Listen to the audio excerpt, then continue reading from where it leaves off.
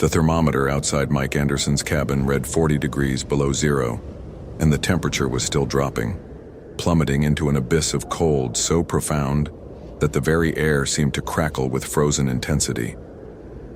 The brutal Alaskan winter had never felt this merciless, not in the 5 years he had called this remote corner of the wilderness his home. He had faced harsh winters before, frost-bitten mornings, ice-laden trees groaning under the weight of frozen silence, but nothing quite like this. The approaching storm was no ordinary blizzard, no mere inconvenience that could be endured with extra firewood and layered clothing. This was an event that sent shivers even through the most seasoned trappers and homesteaders, a storm of such magnitude that it made even the most resilient souls question their very presence in this unforgiving landscape. Mike had never been one to shy away from the elements. He had built his life around the wild, first as a wildlife photographer chasing elusive creatures through rainforests and deserts, then as a man who had chosen solitude over society, trading the chaos of city streets for the serenity of endless forests. Seattle, with its relentless hum of traffic, the suffocating glow of artificial lights, and the hurried pace of modern existence, had drained him in ways he hadn't realized until he left. He had craved silence, true silence, the kind that only existed in places untouched by man. And so, 5 years ago, he had packed his few belongings, sold the remnants of his old life, and set out into the Alaskan wilderness, determined to carve out an existence far from the distractions of civilization. His cabin, a modest wooden structure, nestled among towering evergreens, had been his sanctuary, shielding him from the elements and offering him the peace he had long sought. But peace in the wild was never guaranteed, and survival was always a fragile balance between preparation and luck. Tonight, that balance would be tested as never before. The wind had already begun its eerie howling, weaving through the dense forest with a voice both mournful and menacing. It rattled the cabin's walls, slipping through the smallest cracks, bringing with it the promise of a night that would push him to the limits of his endurance. The nearest town was a grueling 4-hour drive away, a drive that in conditions like these was less of a journey and more of an impossible feat. The winding roads, treacherous even on mild days, would now be buried under snowdrifts taller than a man. If something went wrong, if his woodpile ran out, if the storm tore through, his roof, if frostbite numbed his fingers beyond function, help would not be coming. The thought sent a sharp edge of awareness through him, the kind of primal alertness that only came when life and death hung in the balance. Inside, the cabin was dimly lit by the flickering glow of the fireplace, casting long shadows across the wooden floor. He had stocked up on firewood, piling it against the far wall, but even as the flames licked hungrily at the logs, he could feel the cold creeping in. His breath hung in the air in swirling clouds, a visible reminder of nature's relentless grip. He pulled his heavy fur-lined coat tighter around himself, knowing that even indoors the battle against the cold would be unrelenting. Outside, the first flakes of snow began to fall, carried sideways by gusts that shook the very foundation of his home. The storm was coming in fast, faster than he had anticipated. He had heard the warnings over the shortwave radio, the kind of warnings that made veteran Alaskans take stock of their supplies and hunker down without hesitation. He ran through a mental checklist: food, water, fuel for the generator, emergency supplies. He had enough provisions to last several weeks, but in the face of a storm like this, even the best-laid plans could unravel. He thought of the stories he had heard, of hunters and trappers who had underestimated the wild, who had vanished into the snow, their bodies discovered only months later when the thaw came. Mike took a deep breath, steadying himself. He had chosen this life, and with that choice came the acceptance of its dangers. But tonight, as the wind howled through the trees and the storm bore down upon him, he knew one thing for certain: this night would be the most unforgiving test of his life. The February morning started like any other in the frozen heart of Alaska, where survival was as much a state of mind as it was a daily ritual. Mike Anderson awoke to the familiar sound of firewood crackling softly in the fireplace, a sound that, had become a comforting constant in his life of isolation. The warmth emanating from the embers barely reached the far corners of the room, where frost crept along the inside of the walls like delicate, icy veins. The temperature inside the cabin hovered just above freezing, but outside it was a different story entirely. Through the frost-covered windows, Mike could make out the faint light of dawn illuminating a fresh layer of snow, the flakes having silently fallen through the night to add another heavy coat to the already endless expanse of white. The scene outside was serene yet unforgiving, a reminder of the stark beauty and relentless challenges of life in the wilderness. At 45 years old, Mike was no stranger to this way of life. His days followed a meticulous routine, one honed by years of experience and necessity. Living in such extreme conditions left no room for complacency, and he had learned the hard way that even the smallest oversight could have dire consequences. Each morning began with the same ritual. He swung his legs out of bed and into the chill of the cabin, layered himself in thick wool and thermal fabrics, and started the day by stoking the fire, coaxing the embers back to life before the cold could creep too far into his bones. His first task was always the same: checking the weather radio. The static-filled voice on the other end delivered not just the forecast, but a lifeline of information, warning of storms, sudden drops in temperature, or shifts in the wind that could spell disaster for the unprepared. Mike moved through his routine with practiced efficiency, inspecting his supplies and ensuring his essential equipment was in working order. He double-checked his stock of firewood, making a mental note of how much was left and whether he'd need to brave the frigid air to chop more. His generator, though rarely used, was carefully maintained, and he kept extra fuel on hand for emergencies. The cabin itself was a testament to simplicity and practicality, built for function rather than comfort. Its walls were lined with shelves, stocked with canned goods, jars of preserved vegetables, medical supplies, and emergency gear. Every item had its place, and every place had its purpose. There was no room for excess in a life so deeply intertwined with survival. Despite the stark practicality of his surroundings, there were touches of Mike's former life visible throughout the cabin, remnants of the man he had once been. The wooden walls were adorned with photographs he had taken over the years, images that told the story of his time as a wildlife photographer. Each picture was a window into a world he still held dear, a world of untamed beauty that had first drawn him to Alaska. Wolves caught mid-stride, their eyes sharp and alert, a moose standing knee-deep in a frozen river, its breath visible in the cold air, a grizzly bear pawing at the earth, its immense power captured in perfect clarity. These photos were more than memories. They were silent companions in his solitude, reminders of the passion that had once consumed him. They gave the cabin a touch of personality, a glimpse into the soul of a man who had chosen to live on the edge of the world. As he stood by the window sipping a cup of steaming black coffee, Mike took a moment to take in the scene outside. The snow-covered forest stretched as far as the eye could see, the trees heavy with ice and frost, their branches drooping under the weight. It was a world untouched by humanity, raw and unyielding, yet undeniably beautiful. It was this beauty that had drawn him here, that had convinced him to leave behind the chaos of urban life for a quieter, simpler existence. But as serene as the landscape appeared, Mike knew better than to let its stillness lull him into a false sense of security. Life out here demanded respect, vigilance, and unwavering determination. And so, as the February morning unfolded, Mike returned to his routine, preparing himself for whatever challenges the day and the wilderness might bring. That morning's weather report was particularly concerning, the kind that sent a chill down Mike Anderson's spine, even before the icy air of the cabin could reach him. The shortwave radio crackled with static before the forecaster's voice came through, clear but grim, warning of an incoming storm system barreling down from the north. It wasn't just an ordinary winter storm. This one carried the promise of record-breaking temperatures and winds so ferocious they could topple even the sturdiest of trees. Mike leaned in closer to the radio, his brow furrowing as he listened to the forecast. He had lived through harsh winters and brutal storms before, but something about this one felt different. The urgency in the meteorologist's tone only confirmed his growing unease. Mike knew all too well what these conditions could mean.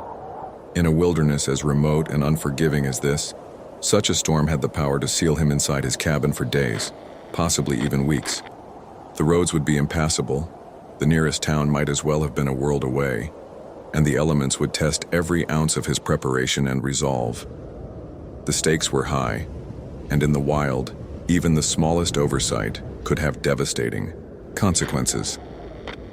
He had learned that lesson early, and it had been etched into his very being. His father's words echoed in his mind, as they often did during moments like this. "Nature does not forgive carelessness, son." They were words of wisdom passed down from a man who had spent decades working as a forest ranger. Words that had been both a warning and a guiding principle for Mike. He could still hear the weight in his father's voice, the reverence and respect he held for the natural world, and the quiet but firm conviction that surviving in it required vigilance, humility, and a sharp eye for detail. Those words had saved Mike's life more times than he could count, and today they drove him to action. He spent the morning moving through his preparations with the kind of methodical precision born of years of practice. The first task was ensuring the generator was running. It was a reliable machine, but out here nothing could be left to chance. He checked the fuel levels, tested the connections, and listened to the steady hum as it roared to life. A sound that reassured him but didn't allow him to let his guard down. The generator wasn't his only line of defense against the cold. He double-checked his backup heating system, a simple but effective wood-burning stove that had proven invaluable during past storms. The firewood pile outside, neatly stacked and covered to protect it from snow, would be his lifeline if the storm knocked out power entirely. He made a mental note to bring in a few extra logs before the worst of the winds hit. By now, the routine was almost automatic for him, muscle memory guiding his hands as he worked.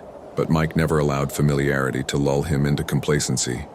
Out here, where the nearest help was hours away and survival depended on self-reliance, carelessness could mean disaster.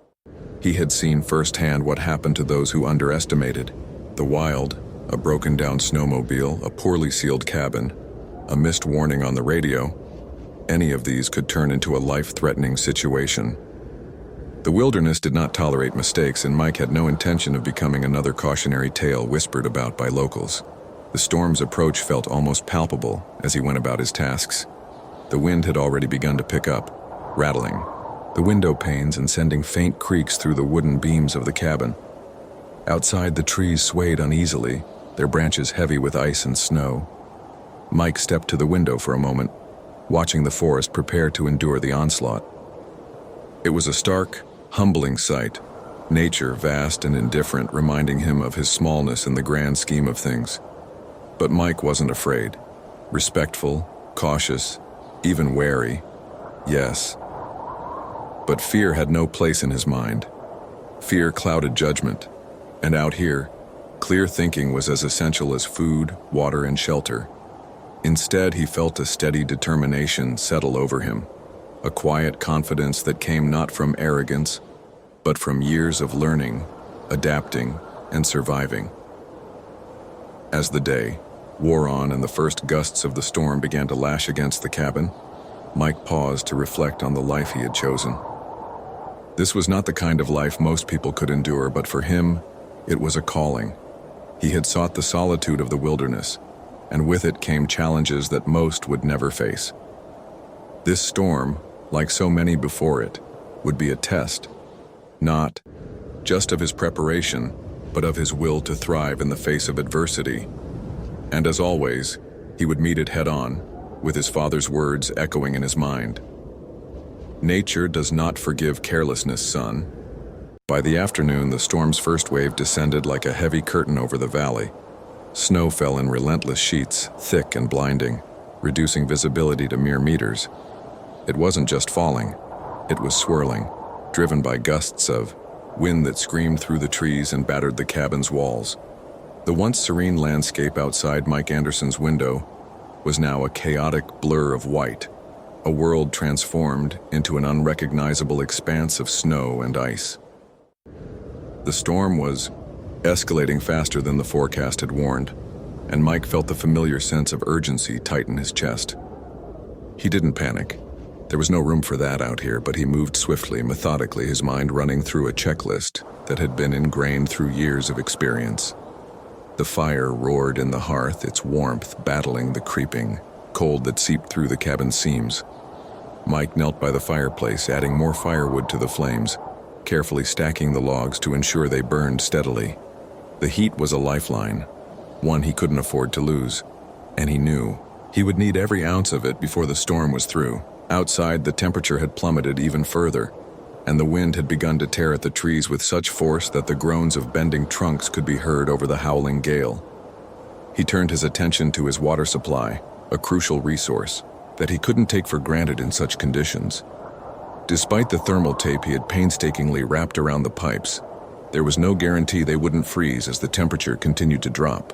He filled several large containers with water, lining them up near the stove to keep them warm. It was tedious work, but Mike had learned long ago that preparation was the only thing standing between him and disaster. The firewood pile outside, though well-stocked and protected by a sturdy tarp, wouldn't be useful if it was buried under snowdrifts by morning. Mike stepped into the biting cold and hauled in several more armfuls of logs, stacking them neatly inside the cabin near the fireplace.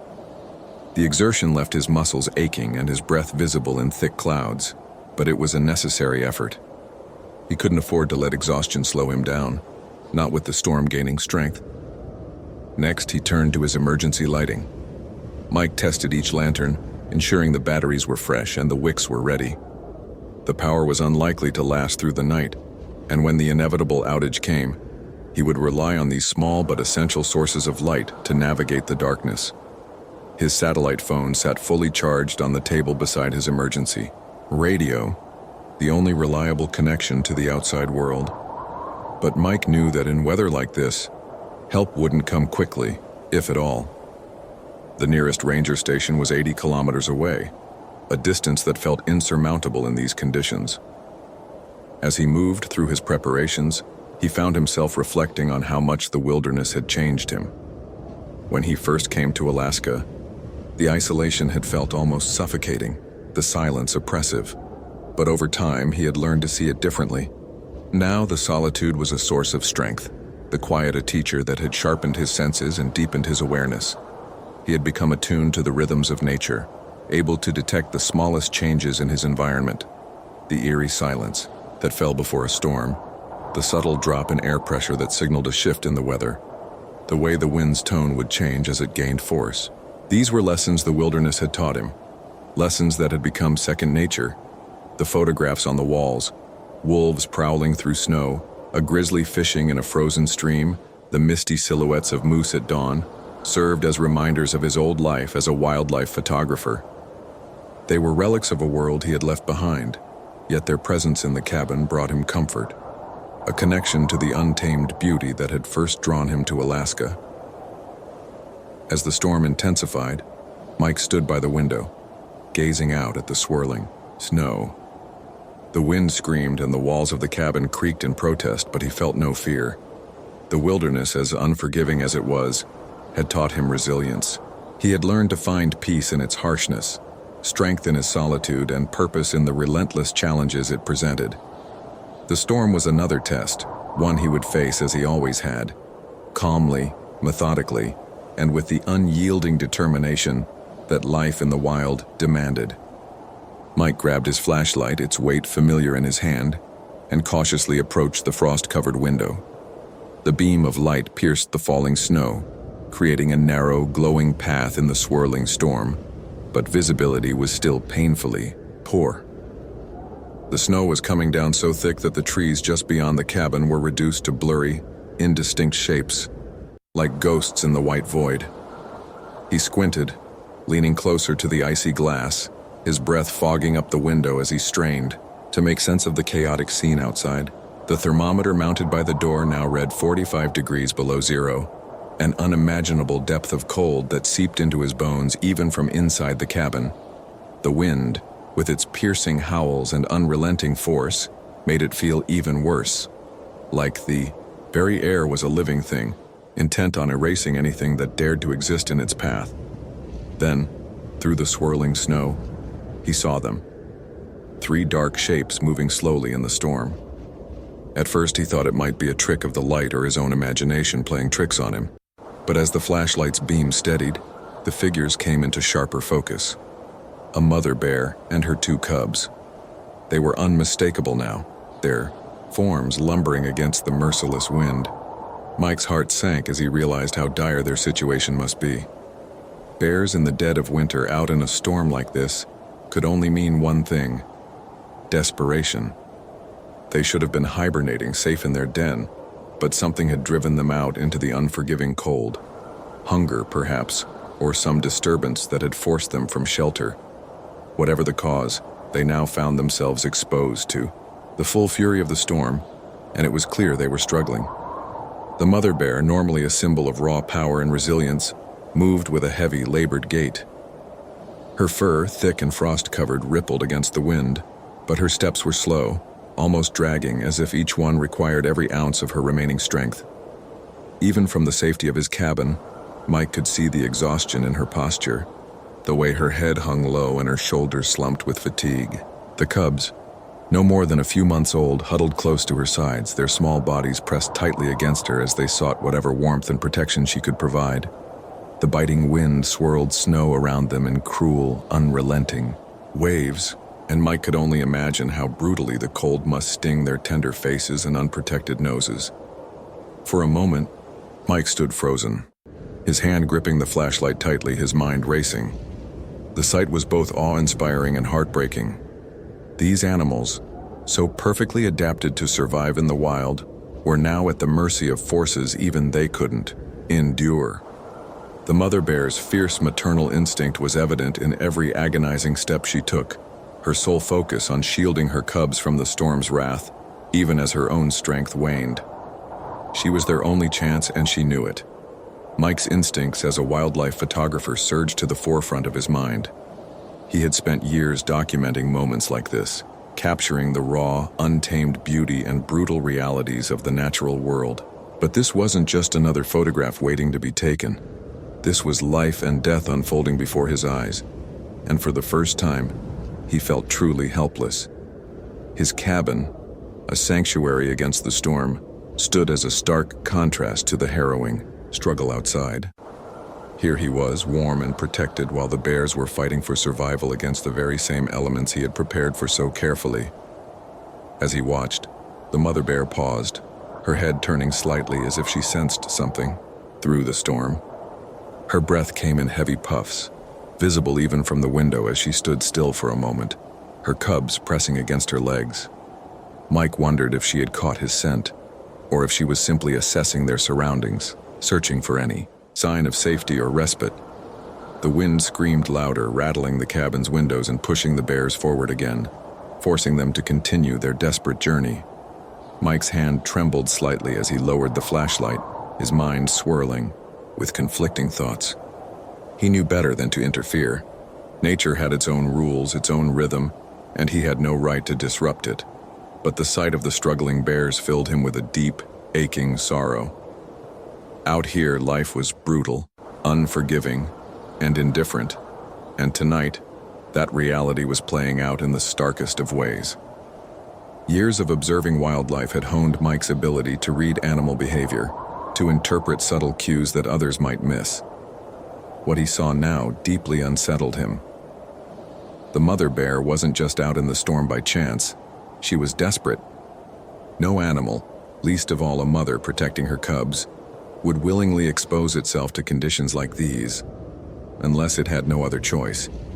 The scene outside his cabin was a stark reminder of how brutal nature could be. Something must have disturbed their den, forcing them to abandon the safety of hibernation and confront the deadly cold. It could have been a predator, a sudden collapse of their shelter, or even hunger driving them to seek food. But whatever the cause, it had left them vulnerable in the worst possible way. Through the swirling snow, Mike watched as the bears struggled forward, the mother moving with determination despite the visible toll the storm was taking on her. She had likely sensed the faint heat or smell of the cabin, a fragile promise of safety amid the chaos. As they drew closer, the beam of Mike's flashlight revealed the true extent of their plight. Ice had begun to form on their fur, glinting under the light like shards of crystal. It clung to the mother bear's thick coat, weighing her down further, while the cubs, smaller and far less equipped to endure such extremes, were visibly trembling. Their tiny bodies shook violently, each shudder a painful testament to the storm's merciless grip. Their fur, which should have been their armor, was no match for temperatures this severe. Mike's heart tightened as he watched the mother bear's behavior. Her movements were deliberate but frantic in their intent. She approached the cabin cautiously at first, stopping just short of the porch, her nose twitching as she tested the air. Then, as if her instincts overrode any lingering hesitation, she began to dig into the snow near the edge of the cabin, her massive paws working quickly in an attempt to create some sort of temporary shelter. She clawed at the frozen ground with urgency, each swipe throwing snow behind her in small heaps. The cubs huddled close to her, their small forms pressed against her legs, as if they were trying to absorb what little warmth her body could provide. But the storm was unrelenting. Each gust of wind undid her work almost as quickly as she began. The snow, driven by the fierce gales, filled the shallow depression she had managed to carve out, erasing her progress as if mocking her efforts. Mike could see her growing exhaustion, the way her movements slowed, the way her head dropped momentarily between digs before she forced herself to continue. She was fighting a battle she couldn't win, yet she refused to stop. It was the kind of determination that Mike had seen only in mothers of any species, a primal, unyielding drive to protect her young at any cost, even when the odds were insurmountable. The scene was heartbreaking to witness. Mike stood frozen by the window, his flashlight beam illuminating the struggle just beyond the glass. The storm roared around the bears, the wind whipping their fur and the snow swirling so thickly that it was hard to tell where the earth ended and the sky began. Despite the mother bear's strength and resilience, it was clear that her options were running out. The cubs, still trembling, pressed even closer to her as the cold gnawed at their fragile bodies. Their small cries, though muffled by the howling wind, reached Mike's ears, cutting through the storm like tiny, fragile pleas for help. Mike's pulse quickened as he watched the desperate scene unfold. He was torn between the instinct to help and the knowledge that interfering with wildlife could have dire consequences. His training and experience told him that nature had its own rules, its own brutal rhythms, and that stepping in could upset the fragile balance of survival. But as he watched the mother bear continue to claw at the snow, her breath visible in heavy, labored puffs, and her cubs trembling with a vulnerability that seemed almost human, he couldn't ignore the growing weight in his chest. The storm raged, on showing no mercy, and Mike knew that the bears had reached their breaking point. They had come to the cabin not out of curiosity but out of sheer necessity, driven by a need so primal it overpowered their natural instincts to avoid humans. And as Mike stood there, gripping the flashlight and watching their struggle, he realized he was witnessing a moment of raw, unfiltered desperation, a testament to the lengths a mother would go to in order to protect her young, even in the face of insurmountable odds. Mike's heart pounded in his chest as the bears came closer, their dark forms looming against the swirling white storm. He could feel his pulse quicken, a primal mix of fear and urgency taking hold. This was the exact kind of situation every wilderness safety guide drilled into your head. Bears near human structures were unpredictable and dangerous. Even under normal circumstances, a bear was an apex predator, powerful and highly intelligent, capable of incredible feats of strength. But this wasn't a normal situation, and Mike knew it. The storm had pushed this mother bear to her breaking point, and desperation made even the most predictable creatures dangerously unpredictable. A mother bear driven by instinct to protect her cubs could become a force of nature all her own, and Mike knew she would do whatever it took to ensure their survival. From the safety of his cabin, Mike pressed his hand against the frosted glass, leaning closer to get a better look at the struggling animals. The snow had covered the bears in a thick layer of ice, their fur clumped and frozen from the relentless onslaught of the storm. The mother bear moved with visible exhaustion, her head low and her steps labored, each one a monumental effort against the biting wind. Her body language radiated tension, a mix of resolve and desperation. Mike could see her scanning her surroundings, her dark eyes darting toward the cabin, assessing it not as a threat but as a possible sanctuary. It was then that his gaze fell on the cubs. Smaller than they should have been, they struggled to stay, upright in the knee-deep snow, their tiny legs barely able to push through the drifts. Mike's chest tightened at the sight. These cubs were clearly underdeveloped, likely born late in the season, their fragile bodies ill-equipped to handle the brutal Alaskan winter. They huddled close to their mother, their trembling forms pressed against her legs, seeking any semblance of warmth. Their fur, thinner and softer than hers, was matted with frost, and their small frames shook violently with the effort of every step. Mike had seen his fair share of wildlife in dire circumstances, but something about this struck him on a deeply human level. The odds were stacked impossibly high against these cubs. Born late in the season, they likely hadn't had enough time to build up the fat reserves that would carry them through hibernation. And now, exposed to these conditions, their chances of survival were vanishingly slim. The mother bear's sheer determination to keep them alive was painfully clear. Each step she took seemed to carry the weight of her responsibility, her exhaustion overridden by a primal instinct to protect her young. But even her strength was not limitless, and Mike could see her reserves of energy draining with every labored motion. His mind raced as he tried to process the situation. Everything he had learned about living in the wild told him to keep his distance, to let nature take its course, no matter how brutal it appeared. Bears, no matter how desperate, were dangerous creatures, and inviting one, let alone three, into his orbit was the kind of decision that could easily turn fatal. He thought of the warnings he had heard time and time again. Never let a bear associate human structures with food or shelter. Once they did, they wouldn't leave, and the consequences could be catastrophic for both humans and the bears themselves.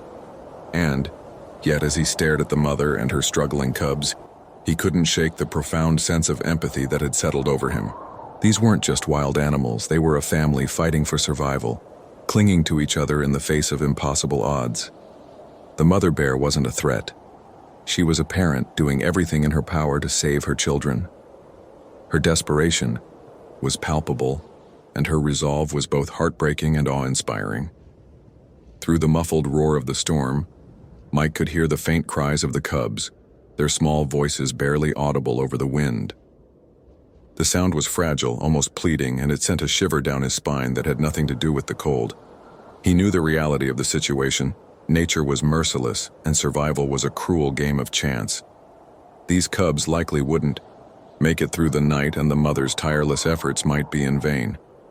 But as he stood there gripping the windowsill tightly, he couldn't help but wonder if there was something he could or should do. Time seemed to slow as Mike stood at the window, his breath fogging the glass as he watched the bears struggle against the relentless cold.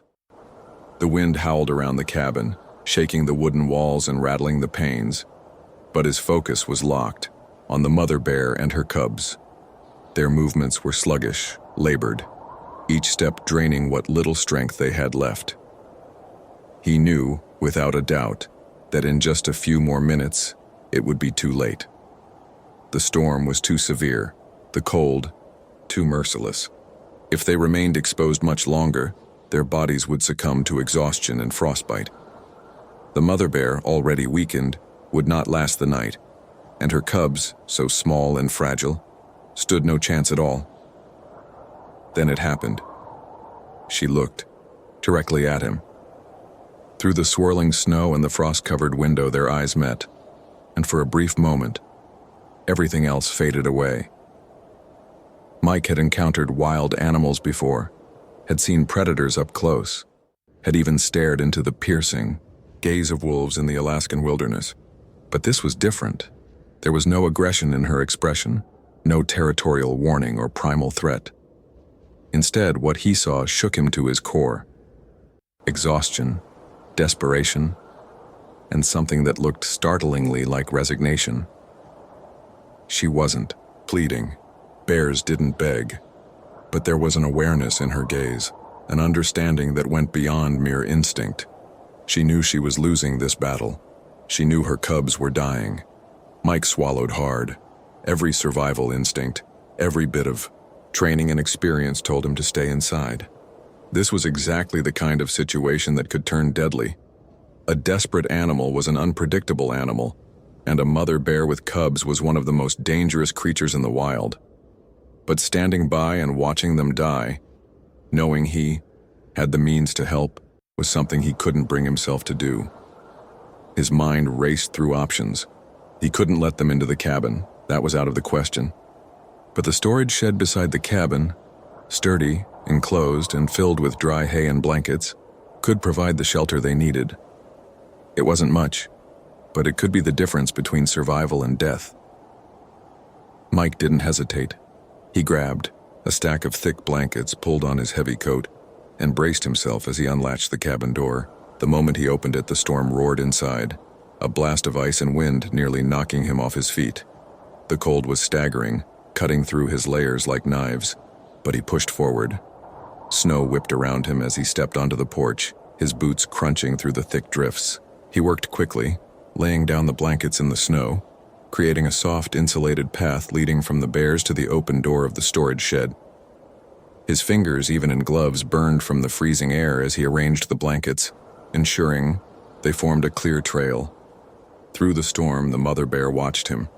She didn't move at first, her breathing heavy and labored, her massive form still and wary. Mike knew this was the moment of truth. If she perceived him as a threat, this could go very badly.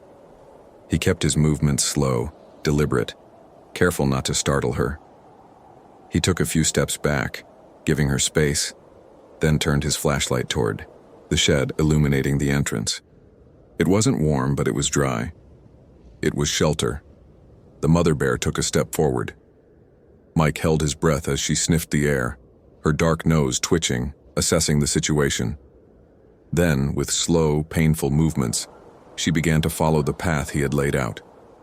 The cubs hesitated, their small bodies barely able to stay upright in the deep snow, but their mother nudged them forward, urging them along. One stumbled, collapsing into the snow, too weak to continue. The mother stopped, turned, and with a gentle but firm motion, lifted the cub by the scruff of its neck, carrying it forward. Mike's chest tightened as he watched. Every movement seemed to drain her further, but she kept going. One step. Then, another. The shed was only a few feet away now, the blankets leading them straight inside. She paused at the entrance, giving one final glance toward Mike. He couldn't tell if it was wariness or gratitude, before stepping inside and disappearing into the shadows. The cubs followed, curling into a heap against their mother's warm body as she settled into the dry hay. Mike exhaled slowly, his breath forming a thick cloud in the air. He stepped back inside the cabin, shutting the door against the screaming wind. His heart was still racing, his mind replaying everything that had just happened. He had just broken one of the cardinal rules of wilderness survival. He had interfered. But watching that mother bear fight for her cubs, seeing the life drain from her before his eyes, he knew he had done the right thing. The wild was merciless, but sometimes, just sometimes, mercy had to come from those who had the power to give it. Over the following days, Mike kept a watchful eye on the bear family as they slowly recovered in the storage shed. The storm continued to rage outside, howling through the trees and burying the landscape in even deeper layers of snow. The wind pounded against the cabin with relentless force, rattling the windows and making it impossible to step outside for more than a few moments at a time. But inside that small, dimly lit shelter, something incredible was happening. A quiet, fragile miracle unfolding against all odds. Each morning, Mike would cautiously crack the shed door open just enough to check on them, careful not to intrude. The mother bear barely reacted to his presence anymore, too exhausted to waste energy on unnecessary movement. Instead, she would simply lift her heavy head, dark eyes blinking slowly, as if acknowledging him. She no longer saw him as a threat. Perhaps she had never seen him as one to begin with. The cubs, once trembling and weak, had started to stir more each day. They nestled tightly against their mother, absorbing every bit of warmth she could offer, their small bodies now stronger than they had been when they first arrived. Mike left food at the entrance of the shed, not enough to make them reliant, but enough to help them rebuild their strength. He knew it was dangerous, that feeding a wild bear was breaking every rule of survival he had lived by. But after everything he had seen, after watching the mother bear fight so desperately to keep her cubs alive, he couldn't just ignore them. It wasn't charity, it was respect. He understood that he was only a temporary part of their journey, a brief moment in their struggle to survive. As the storm finally began to lose its grip on the land, the sky lightened from a bleak, suffocating gray to a clearer, crisper blue. The blizzard's relentless winds faded, the snowfall slowed, and by the fifth day, the forest beyond the cabin stood eerily still, blanketed in pristine white, untouched, except for the occasional trail left by passing animals. The world was silent in the way it always was after a great storm, as if nature itself was pausing to catch its breath. Mike knew the time had come. That morning, he bundled up in his thickest layers and stepped outside, his boots crunching in the deep frozen snow. He approached the shed slowly, his breath curling in the air as he unlatched the door. As it creaked open, the mother bear stirred immediately. This time she didn't hesitate. She shifted her weight, gathering her strength, and slowly rose to her feet. The cubs, sensing the change, clung to her sides, their small faces peeking out from beneath her massive frame. She turned to face Mike one last time. For a moment, they simply looked at each other. No movement, no sound. Just a quiet understanding passing between them. Mike didn't need words to know what she was telling him. She was ready. They had survived. Then, with a slow, deliberate step, she guided her cubs forward. The mother bear pushed through the doorway, her large paws pressing into the deep snow. The cubs hesitated for only a second before following, their tiny bodies now stronger, more stable. They had been given a second chance, and now it was time to return to the wild where they belonged. Mike stood still as he watched them disappear into the forest.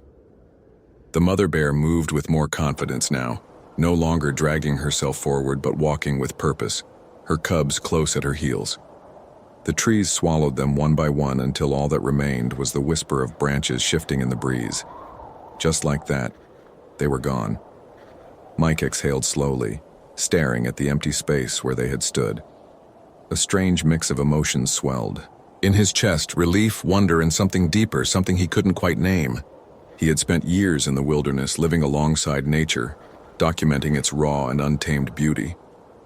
But this was different. He hadn't just observed life struggling against the elements. He had become part of it, connected to something ancient and unspoken. As he turned back toward the cabin, he realized that this experience would stay with him forever. In a world where survival often meant indifference, he had made a choice. And for the first time in a long time, he felt not just like a man living in the wild, but a man truly belonging to it.